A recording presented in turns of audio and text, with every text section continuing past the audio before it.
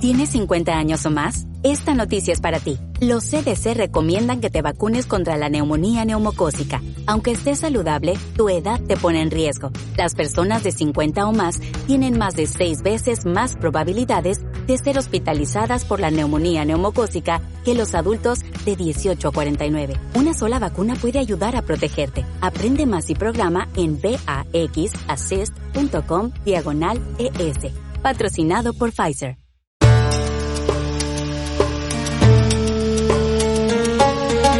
Bienvenidos al Cervatillo, el podcast educativo del Instituto Internacional de Educación Secundaria Medina Azara de Córdoba, un programa presentado y dirigido por Rafael Mendoza, profesor del centro.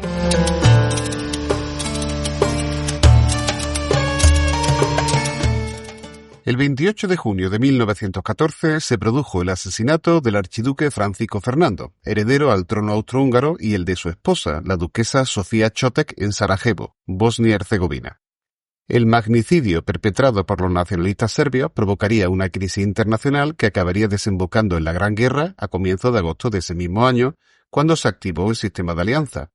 Un conflicto que enfrentaría, por un lado, a los imperios centrales, esto es, Alemania y Austria-Hungría, a los que se unirían el Imperio Otomano y más tarde Bulgaria, y por otro a los aliados, esto es, Francia, Gran Bretaña y Rusia, más la invadida Bélgica, a la que posteriormente se añadirían otras tantas naciones.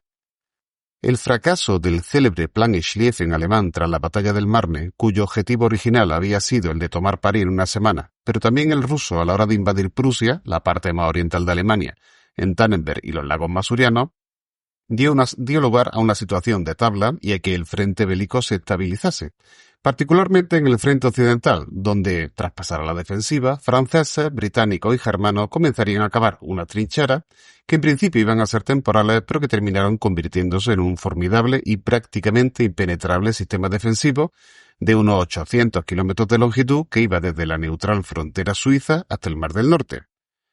Pronto, los bombardeos de artillería pesada, las lluvias que negaban las trincheras, los cuerpos insepultos de soldados caídos en inútiles asaltos, las epidemias de tifus y cólera, etc., convirtieron el campo de batalla en un verdadero infierno de barro.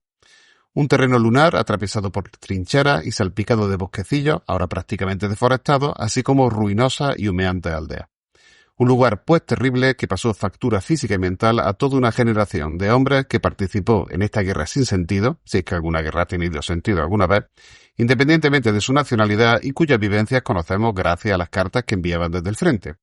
Para contarnos una de esas historias personales, tenemos hoy por primera vez en los micrófonos del Cervatillo a Elena Romani, alumna de primero de Bachillerato Internacional de origen francés, cuyo tatarabuelo fue uno de esos combatientes de la Gran Guerra. Buenos días, Elena. Buenos días. Bueno, Elena, cuéntanos, ¿cómo eran las condiciones de vida de esos combatientes que luchaban en las trincheras de la Primera Guerra Mundial? Bueno, pues primero de todo, se sabe que la Primera Guerra Mundial, o también llamada Gran Guerra, fue una guerra muy dura y mucho más larga de lo que se esperaba. Los soldados vivían en trincheras, aquellas que estaban divididas en varias partes, y también ellas mismas hicieron que la vida de los soldados fuese más dura y más costosa. Una causa de muerte de las trincheras, aparte de ser matado en el frente, eran las enfermedades por culpa de heridas o por culpa de la mala higiene. Alrededor de 1.400.000 soldados murieron y se estima que muchos de ellos fueron por enfermedades. Aparte de eso, existen más causas de por qué la vida fue tan dura. Como por ejemplo la limaña, que esas ratas eran muy comunes en las trincheras. Comían los restos de comida y también los cadáveres, tanto humanos como de otros animales. Y vivían en las trincheras también por causa de la humedad, que fue por la combinación de las lluvias, el mal drenaje del terreno, los bombardeos, y eso hizo que las trincheras fueran un ambiente muy húmedo. Un ambiente muy húmedo que provocaba el famoso pie de trinchera, ¿verdad? Que Exacto. terminaba muchas veces desgraciadamente, con la amputación de las extremidades de los soldados. Y también otra causa muy común era el hambre, porque los soldados no comían y lo muy poco que comían era de calidad muy pobre y al igual que el agua, que eso causaba también muchísimas enfermedades. Por supuesto, como la disentería, por ejemplo, ¿verdad? Que se llevaba la vida de muchos soldados que sufrían además diarrea, etcétera. Bueno, cuéntanos, ¿y quién era exactamente tu tatarabuelo? ¿Cómo se llamaba y qué conocemos de él? ¿Qué te ha llegado a ti? Mi tatarabuelo se llamaba Frédéric Pierre Dupuy, que él murió por culpa de los gases tóxicos que respiró durante la guerra y murió con 56 años. Cuando se fue a la guerra, estaba casado y tenía un hijo.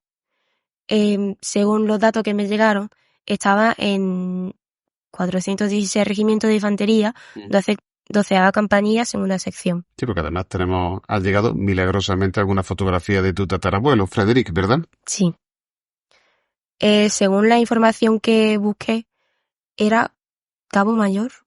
Cabo mayor o sargento, no lo tenemos claro porque la uniformidad del ejército francés fue cambiando a lo largo de la Primera Guerra Mundial, pero más o menos por las insignias de la manga puede deducirse de ello, ¿verdad?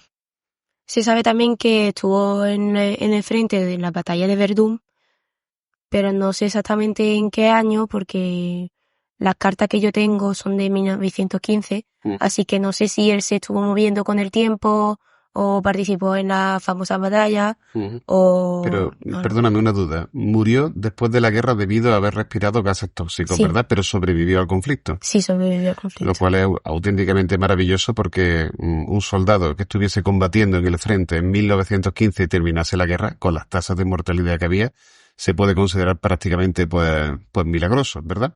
Y tuvo un hijo. Sí. Un hijo que sería también tu familia, ¿verdad? Sí. Y gracias a él estás tú hoy aquí precisamente. Muy bien. Aunque de lo que me contó mi abuela, cuando él se fue a la guerra todavía no estaba con mi tatarabuela. O sea que mi bisabuela no existía todavía. Bueno, y creo que han llegado varias cartas, ¿no? Sí. En la que aparece pues un poquito su vivencia. ¿Nos podrías leer alguna de ellas o algún fragmento el que te resulte quizás más interesante? Bueno, podría leer... Son cartas dirigidas a sus padres, ¿verdad? Sí, a sus padres, a su hermano, porque tampoco, en ese momento yo creo que tampoco tenía mucha gente a quien escribirle, y además porque desafortunadamente le robaron la mayoría de las cartas a mi bisabuela, así que solo tengo 4 de todas las que ella tenía. Ay, hombre, esto es una auténtica desgracia. Creo que la tercera carta, por ejemplo, de las que me estabas enseñando, es una carta interesante, ¿no? Sí. Aparecen un poquito las condiciones de vida. ¿Podrías leerla? Queridos padres, hoy he recibido vuestra carta y me apresuro a responderle, aunque no demasiado extensamente porque apenas tengo tiempo para hacerle saber que me encuentro bien de salud. Anteayer recibí una carta de Noel, en la que me dice que está en la región de Agas. Está como yo, en periodo de descanso, y no tardará de mí en enfrentarse contra los boches. Los boches, que era el nombre que... No sé cuál es la traducción, creo que la traducción es algo así como bribón, ¿verdad? En francés, ¿no? O sea, el apelativo que recibían los alemanes habitualmente. Tal vez tenga la suerte de encontrarlo, porque probablemente vendrá hacia mi lado en la región de Beausejour. Pueden creerme, no nos aburrimos. Aunque aún no hayamos subido a la trinchera, hacemos trabajo día y noche, y cuando reciban estas pocas palabras, tal vez haya novedades, porque todos los días esperamos un pequeño vals al señor Kronprinz, que está al mando de la fuerza frente de nosotros. El Kronprinz era el príncipe heredero, vamos, uno de los hijos del Kaiser Guillermo II. Esperemos que eso ponga fin a las hostilidades. Tenemos plena confianza, y no será demasiado pronto. Al menos después de eso podremos limpiarnos, porque además de no poder lavarnos, estamos llenos de piojos, y para beber, si no queremos morir de sed, hay que conformarse con agua medio podrida. Es un testimonio verdaderamente real, ¿no? Porque estamos hablando de una persona pues que no, al no haber agua limpia, pues claro, podrían afeitarse y poco más, pero difícilmente podrían beber, lavarse, o sea que pasaban muchas penalidades. Había una jerga, ¿verdad?, de los soldados franceses. ¿Cómo se llamaban ellos a ellos mismos? Poilus, si no recuerdo mal. Sí, pero eso fue un término creo que se usó durante mucho tiempo y... Pero hace referencia a peludo, ¿no? Sí. Porque supuestamente estos soldados pues tendrían bigotes, barbas, ¿no? Sufrían piojos, los piojos también transmitían el tifus. Era una situación complicada, nos transmite una experiencia desagradable, ¿no? Sin embargo, le dice a sus padres que está bien. Je suis en bonne santé, dice en un momento en la carta, ¿no? Estoy en buena salud para no preocuparlos, lo cual también era una cosa muy típica, no querer preocupar a tus padres, ¿no? Y luego hay otra carta en la que se menciona incluso el armamento que tenían y que se dedican a cazar boches, ¿no? ¿Nos la podría leer, por favor? Lunes 20 de septiembre. Queridos padres, acabo de recibir vuestra carta que me ha dado mucha alegría y me apresuro a responderle para hacerles saber que me encuentro bien de salud. No diré gran cosa sobre los hechos de guerra, porque hasta ahora no hemos hecho nada, pero es probable que cuando reciban estas pocas líneas ya hayamos dado un pequeño vals a los boches. pueden creer que estoy muy preparado para hacer caer a algunos de ellos. Hace algunos días que no he visto a Kabu. Lo único que sé es que se encuentra bien. Al mismo tiempo que vuestra carta he recibido una postal de María y otra de Noel, a la que voy a responder de inmediato. Noel me dice que está en la trinchera, probablemente por la región de Agas. Nosotros, como mencioné antes, subiremos a las trincheras, aunque no para quedarnos allí dentro, esperemos. Y si después de esto no están contentos, será porque no son razonables. Ya he limpiado mi level y esta vez he ingresado a la valiente Rosalie. Hay que decir que el fusil Lebel es el fusil reglamentario francés de 1886 y, ¿cómo llama a la otra arma? Rosalie, que Rosalie es la bayoneta modelo 1886, o sea que está preparado para disparar o para un asalto. Continúa, por favor. No tengo nada más que contarle por el momento, salvo enviar saludos a Paul, María y a todos los vecinos.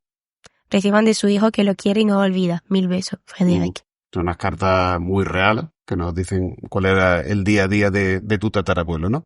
Me gustaría, Elena, que me comentases qué sensaciones te ha provocado este año que estás estudiando la Primera Guerra Mundial en clase, ¿verdad? Al haber recibido un testimonio de un familiar directo de hace tanto tiempo, ¿qué crees que aparece en las cartas? ¿Qué sensaciones te ha creado?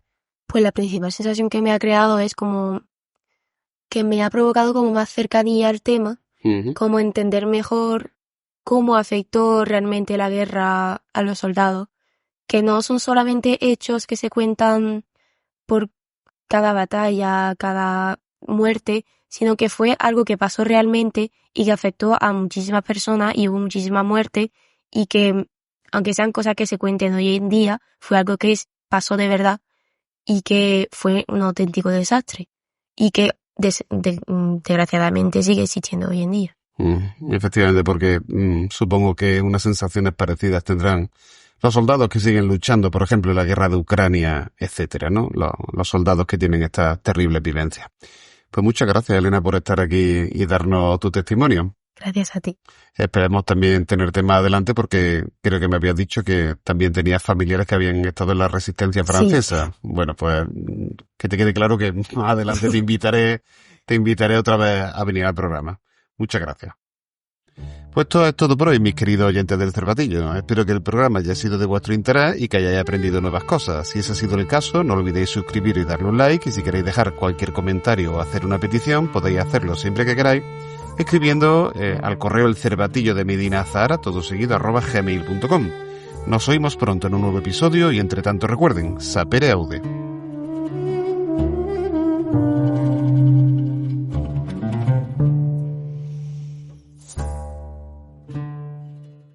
¿Tienes 50 años o más? Esta noticia es para ti. Los CDC recomiendan que te vacunes contra la neumonía neumocócica. Aunque estés saludable, tu edad te pone en riesgo. Las personas de 50 o más tienen más de 6 veces más probabilidades de ser hospitalizadas por la neumonía neumocócica que los adultos de 18 a 49. Una sola vacuna puede ayudar a protegerte. Aprende más y programa en vaxassist.com/ES. Patrocinado por Pfizer.